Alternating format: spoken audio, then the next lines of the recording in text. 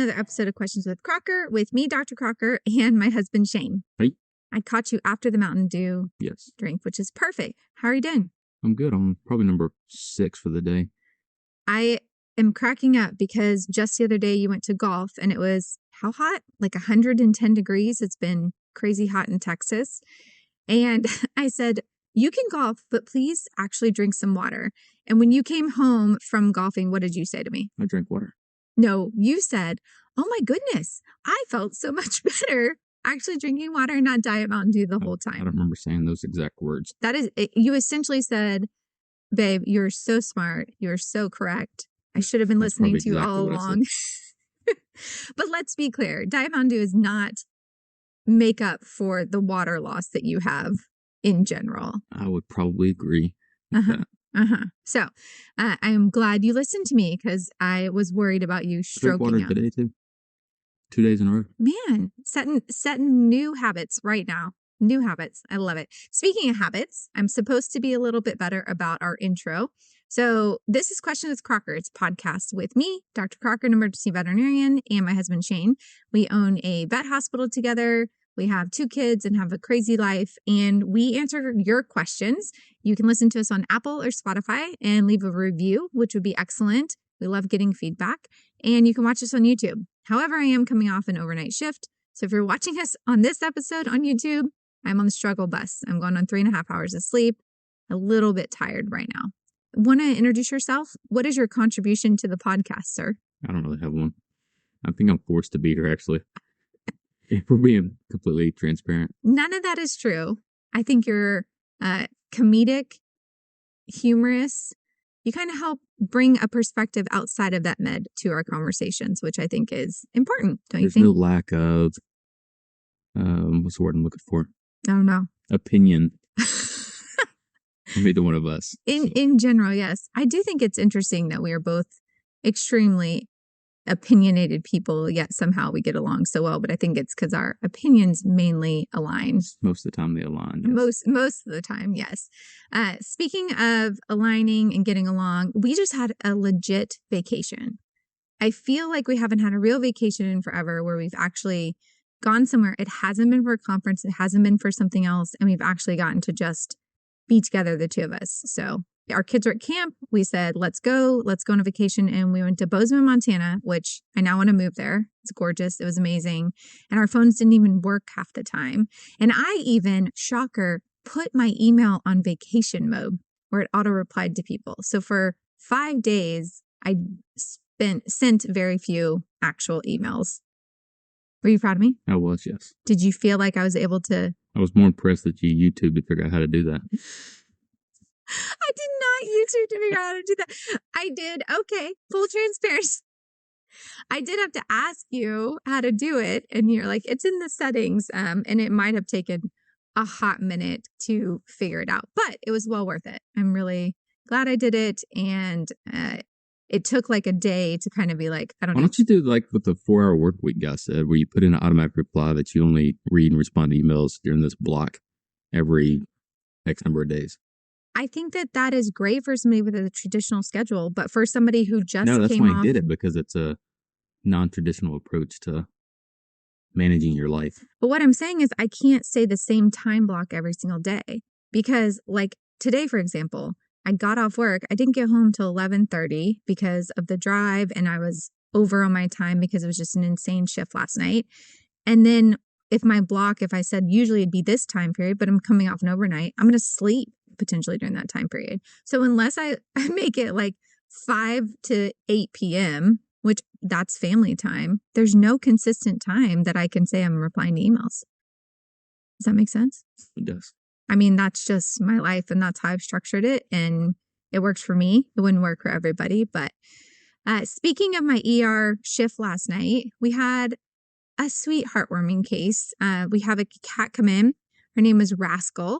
And the owner's from this area in Dallas-Fort Worth. And apparently she had to go out of the country for travel for a couple months. So she had a pet sitter taking care of her cat. And a month ago, the cat got out, like escaped. And the pet sitter told her, Like the cat escaped, is missing. I looked everywhere. So she came in and she had found the cat.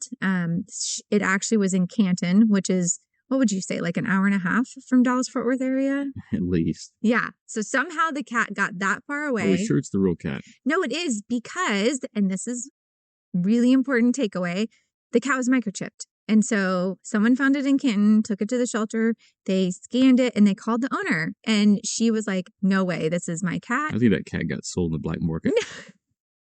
But no, you could tell that she had been outside. It was actually really, really sad. She was the sweetest cat ever. And she was emaciated, like all her muscle was gone. You could see every bone in her body. She was still purring and loving on us. She was anemic from parasites. She had no hair on her ears. And I'm suspicious she had like mosquito bites constantly and things that caused her hair to fall out on her ears. But the owner was amazing. She was like, do a full workup. I want her to be healthy. We did blood work. We did x-rays to make sure she didn't have any broken bones. Like she got, hit by a car potentially, especially since we don't know how she traveled, how she got to that far away. But in the end, it ended up she was a little anemic, and we really think with some TLC and some time, like she's going to recover. And this owner, like she looked at me and she's like, I was mourning her. Like it'd been a month and I was finally like, I need to give up. Like my cat's not going to come back. I'm not going to find her. And to get the phone call, like, we have your cat, the microchip checks out. So important to, one, microchip your pet, but two, actually keep your information up to date, because I'll have people that move or something happens and they don't actually keep like phone numbers, addresses up to date. And that's all connected to your microchip, usually through your vet office or the microchip company. So I don't know. It was just a really great story. And the cat hung out with me all night on fluids, and we started on some medications, and it was like one of those like heartwarming, this is why I do what I do moments. Yeah. Surviving coyotes and everything else out there. I mean, like she's a little 8-pound cat. Like how in the world did she get that far away and not get hit by a car or have an animal eat her? It was very, very wild. And she was still sweet after going through all that. So we hope and wish that Rascal recovers 100%. She's got a great owner. Down to her last life, though. The other 8 may be a toast. She might have used most of those 9 lives with this circle back. Yeah, it was interesting. And I was just imagining having to be the pet sitter and calling that owner and saying the cat got out, can't find her anywhere, and just how difficult that would be. We've had cats get out of our house and disappear, and it's always heartbreaking when it's your own fault. But if it's someone else's cat, that adds like another whole layer to it. So Rascal's gonna be fine. I will keep people updated if I get updates from her owner, but she was just the nicest lady, and it was a great case. I loved her. And she did have pet insurance. That was another reason why she was like, do all the things. I have pet insurance. I'm going to get, paid back for this. So the cat was missing, but she had maintained her pet insurance, and it was, I don't know, it was a cool story. So yeah, I'm sure the underwriters are scratching their head on that one. like, wait a second. We did not anticipate being missing for a month. Cat. We just thought we'd take the money in and never have to do anything. Oh my gosh. So, on top of having a vacation, when we came back, we did have a ton of work to catch up on. It felt a little overwhelming, the emails and the things, but it's definitely worth it. But we did circle back with our doctor team and our leadership team recently and had a meeting to just go over a couple of things, which we try to do monthly. I feel like we're pretty consistent on, but summer's been tough with traveling kids stuff. This summer. No, summer's definitely been tough. Now that we're back in school, we can get back in the schedule. But in that meeting, we hit on a lot of different things, but you went over our KPIs. So do you want to kind of talk about why we go over KPIs monthly and what are some of the big things that we looked at and kind of talked about overall? Yeah, I think that's, to me, from a finance perspective, that's kind of the heartbeat of the practice. So you have to understand, what is your revenue? What kind of run rate are you on? Where are your cost of goods? Are you maintaining a somewhat respectable cost of goods? Basically, did your wife buy a money pit, or can you feed everybody? It's still debatable at this point. We look at things as a percent of revenue and try to stay within certain ranges.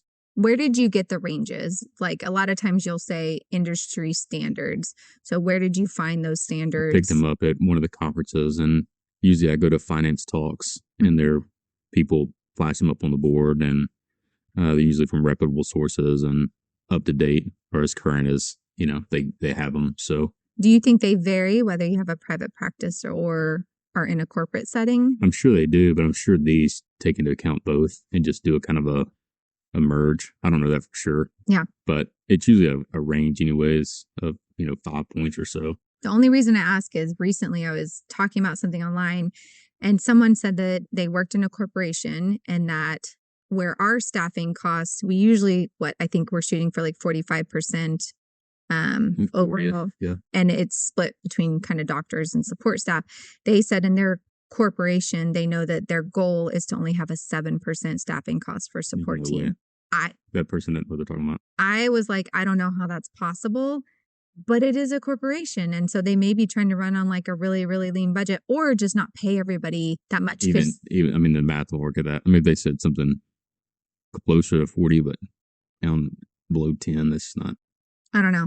But I was like, I hope that's not. Yeah, it's not true in reality. Sorry. I mean, somebody email us or what do they DM us? Yeah. If somebody has that information, we would love to know. That seems really, really low. I think they were talking about just for the support team. So it'd be more like from the 20%, but I don't know how you run a 7% only staffing and are efficient at all or provide a good experience for the client or are able to actually help the pets.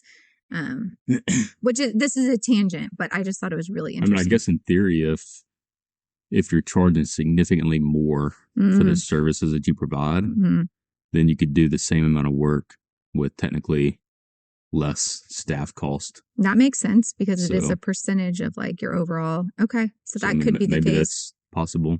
I don't know. I just thought it was a very interesting comment and it obviously stuck with me pretty hard. Okay. So we looked at industry standards and how we compare. What were your big takeaways? We're doing pretty well. I think we're probably on track with where we wanted to be for this year from a total revenue perspective.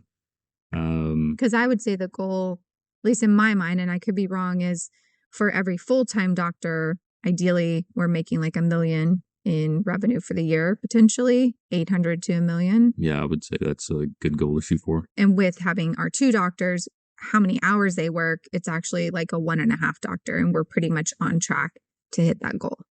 Yes. Sorry, I didn't mean to take over your moment to shine. So what other takeaways? We're on track to hit our goals. And you also, I know our practice manager was really interested to hear updates on our cost of goods because in the past that had been running kind of high. Yeah, we've been able to pull that down a little bit. So we're still in the upper end of where we want to be, but we're more in line with industry standards for that. What goes into that calculation? Typically what you're paying for product. So it could be that you have too much product on the shelf. It's dropping that up a little bit.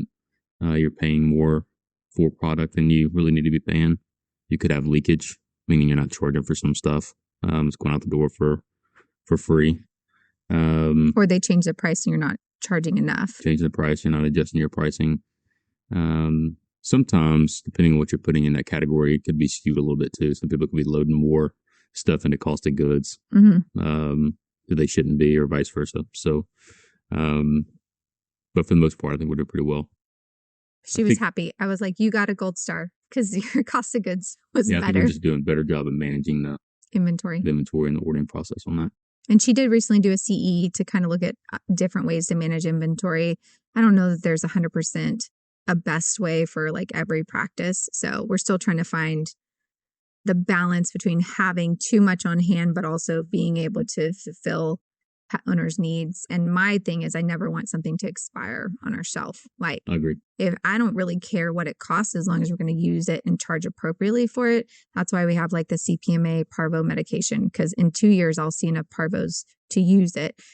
But there's other things that if it's expiring on the shelf, then we need to rethink how much we're actually putting on. Yeah, I mean, some of that's with inventory turn too. How fast you turn inventory. We really don't manage that, and we should. Yeah. There's some other things like that we should probably dig into. I think that's what she's looking at now because it's a sticker-based thing where it's green, and she's trying to see how quickly do things go out the door based on her stickers changing colors. So I think it's a very visual way to do it, which to me would also work best versus running reports and like looking at things in the computer. So it was definitely, I thought overall a good meeting. I'll tell you my takeaway. Are you ready for it? I'm ready. My takeaway is we need to hire another vet. I would not disagree with that statement. Oh, okay. Okay. Because when we did our last podcast and we talked to Dr. Emily King and her husband Richie, they talked about fill rate, and they talked about they look at how much their appointments are filling up every day for their vets. And once they're at a certain percentage, bringing somebody else on board just makes sense. And we actually have days where we only have one doctor, and I want a 2-doctor day every day. I think we get enough phone calls. We have to like turn away some things that I don't want to. Sometimes we have to push surgeries because we have an emergency surgery. So I'd like to be able to take like anything that basically needs to be seen that day, but I don't want to overload the team. So I think we need to hire another vet. I think we need to bring somebody else on board and continue. I would say if it wasn't for our discussion with the Kings, I would pause you on that. But you also, I will say that we're good about listening to others and making decisions quick. Yes. And figuring it out as we go. And I would agree, based on the conversations we've had with them, that it makes sense to get on that path.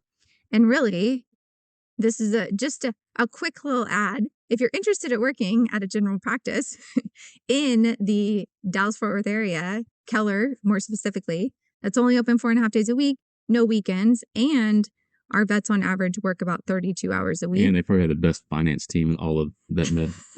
It's all about the HR and the finance team. But we have a good time. Then we're starting to look. And honestly, I am so protective of what we have built. There's zero chance I will ever just hire to hire. I think it's really important to hire the right person to add to the team. And so, especially veterinarian wise, I want to just make sure it's the right person. So I think just putting feelers out, word of mouth stuff is always how I'm going to start that, because I ideally want to hire somebody that someone else I know has worked with or knows them. And it's not just they're good at surgery. Like, who are they as a person? How do they communicate? What are their, really good things that they're good at, like with the pets, and what are their skill sets? But I really think there's so much more that goes into it. And I don't want to be just putting an ad out. So this is my general claim that we're open to. So you took out of the meeting, we need to hire somebody and spend money. I took out of the meeting that this is how much we just spent on the renovation. Remodel. Yes. And we need to pull some of that cash back out of there at some point. Yes. But so we got to spend money to make money. We heard the same message. You came out with two completely different things. Yes. We did also talk about, though, our new client number is amazing. I mean, we're seeing, I think we said like 60 new clients a month, which is like 2 a day on average. So we have great reviews online in the local neighborhood groups. We are recommended over and over. So I still think, being like a small individual private practice in the area, there's a lot of growth that we can continue to have. And I think that, when you're getting that word of mouth action, that is huge. So I think it's time, and it's going to be a slow process. Everyone says it takes 6 months to a year to find a vet these days. And I'm fine with that, but I don't want to wait to start the process if we think that we're going to be ready, I would agree shortly. So, but I do think that we had a good staff meeting. That was my takeaway. And I love our team and I love what we're doing. So not going to go bankrupt yet owning a vet hospital. In general, this podcast does answer people's questions, and we got a good question, so I was going to go over it. So at Jessica_Rabbit wanted to know, my dog hates having his nails trimmed. What do you recommend giving him to calm down? I think this is an ironic question because... Say, give him another vet hospital's phone number. I think it's ironic because our dog also hates having his nails trimmed, and he is a anxiety mess. So, couple things. Why do you think it's important to trim nails? Do you think that... I have no idea. Okay. I know the scratches are wood floors. Aesthetics is what you're talking about. So in general, animals should be like active enough outside. It is noisy, yes. But they should be active enough outside that they wear their nails down naturally in themselves, right? But I have definitely seen where if nails aren't trimmed frequently in animals that aren't that active outside, or animals that just have like... I would say our dog is not active. He's not, no. He's an indoor, little bit of an anxiety mess. But if they're not trimmed, I've had pets come in, cats and dogs, that the nail actually has grown and it's curved around and it's actually grown like into the pad. And it's shocking to me that... Like a cow horn. Exactly, like a cow horn, yes. It's shocking to me that people don't think about that happening. It'll happen a lot with the dew claw where they're not bearing weight at all on it. But in cats, I mean, we'll literally have cats come in with swollen paws and the owners won't know my, and we'll have to cut the nail and like pull it out of the skin and they'll be infected and gross. So I do think some animals like cats that don't scratch and wear their nails down, or dogs that aren't as active, do need regular nail trims.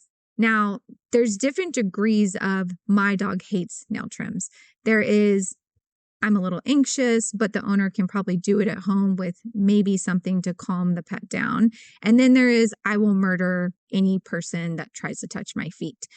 So I think that giving them something is dependent on like how severe it is.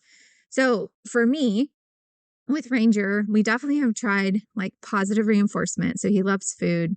So I've had Izzy help me like give him treats and give him stuff so I can trim like 1 or 2 nails at a time. I've tried that. It is a very slow process. He cries as I do it. And I feel like it causes him more anxiety doing it that way. So what I do for him is what's called the chill protocol. The chill protocol is what we call it in vet med. Chill. What do you think I said? I don't know. I mean, really confused for a second. Chill.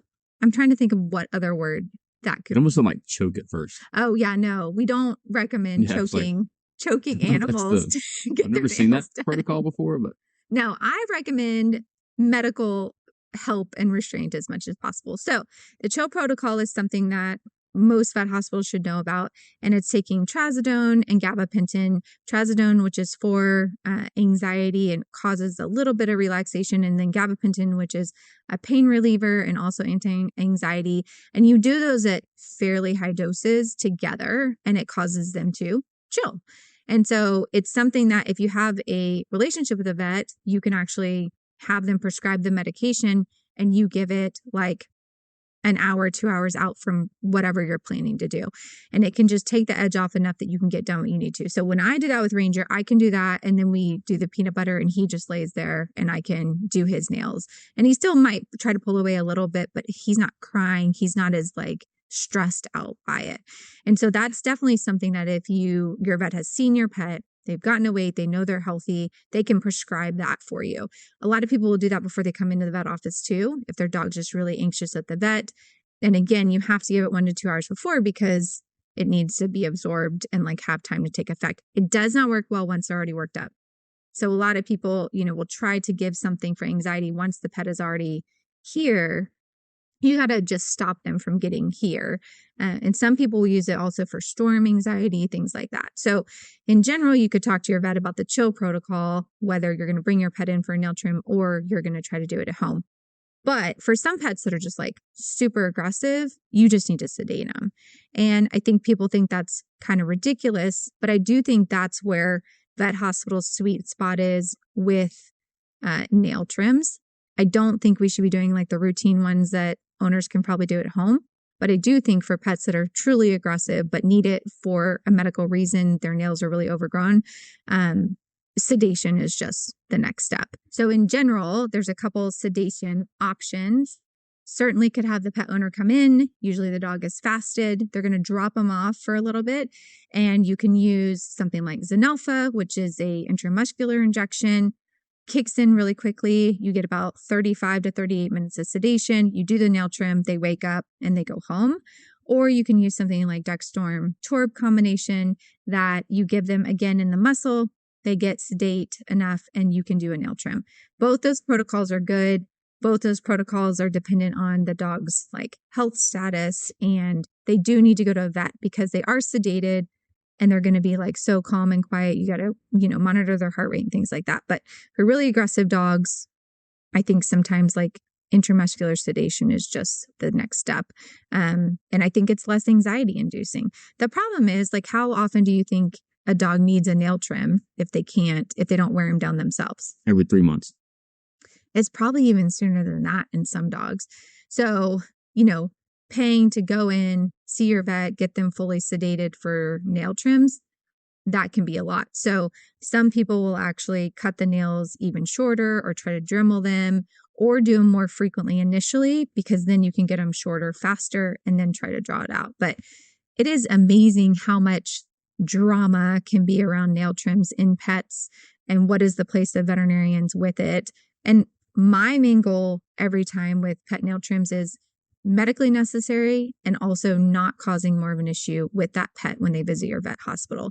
So I hope pet owners know that when we recommend, like, we're going to have you go home, give these medications and come back a different day, or we want to fully sedate your pet because they are being aggressive, because they're so scared, that we're really doing that for the pet's benefit. We're not doing it so we make more money. And I think sometimes that's a perception. Yeah. Why are you laughing? I mean, I can see what people think you're doing it for financial gain. Yeah. But I do think that's sometimes why it's good to be. But we're talking about, like, I don't know. What? Like the money associated with doing that. Yes. It's going to be more, but. It is going to be more than like a nail trim, which is going to be. But I'm saying not enough to like try to say somebody doing it for purely out of financial gain. Yes. Like it's not going to cost $500 to do this procedure. It's not even going to cost $200 to do it. So, and I think, if you get a dog that is going to need more maintenance, whether it's grooming, nail trims, whatever, you have to have a plan in place for that. Like that is a financial thing. And I have dogs come in the ER again because their nails are overgrown and they're limping and they have infection, or they're really matted. And I've had some dogs get so matted that it cuts circulation off on their feet. And so taking care of those basic things is the maintenance important. Is cheaper than the emergency room visit. Oh my gosh. So much cheaper. So I would recommend to Jessica_Rabbit that they talk to their vet about those options and understand there's not a one size fits all, because it's so dependent on the pet and how much they hate or are reactive to the nail trims. And if you don't want to take your pet to the vet, having a mobile vet come out and sedate at your house is also an option. And we also have people locally that are technicians or, trained in animal restraint. And if a pet is just mildly anxious, but the owner is just uncomfortable doing it, they'll also come to your house and do nail trims for a really reasonable price. So there's a lot of options. I don't think there's many reasons why it can't be managed and handled on the pet owner's part in some way, but it is something you have to be really intentional about. So does that help? Sense. You like it? Yeah, I'm not in charge of nail trims. I'm actually looking at our dog right now. I'm like, I actually need to do his nails. It's about time. Like every time he's walking in, I can hear the clicking on there. I'm like, okay, it's definitely time. Or maybe we should just start jogging with him. Probably so. Since we're joggers in 110 degree weather in Texas right now. Do not jog with your dogs in 110 degree Texas weather. All right. Is there anything else that you want to share? Any questions you have? I don't think so. You feeling good about it? Mm-hmm. All right. We'll keep people updated on our hiring status in the future. Again, Altivist Animal Hospital in Keller, Texas. We are starting to look for another veterinarian. This will probably freak out everybody that works for Altivist Animal Hospital. Oh, I know. They haven't heard this yet. They're already, when I try to go in and have a 3-doctor day, they're like, 3 doctors. But we will definitely staff up the team also and make sure that we're covered. I will never be that practice owner that's like, we can always do more with less people. I think we're going to make more money. Your face.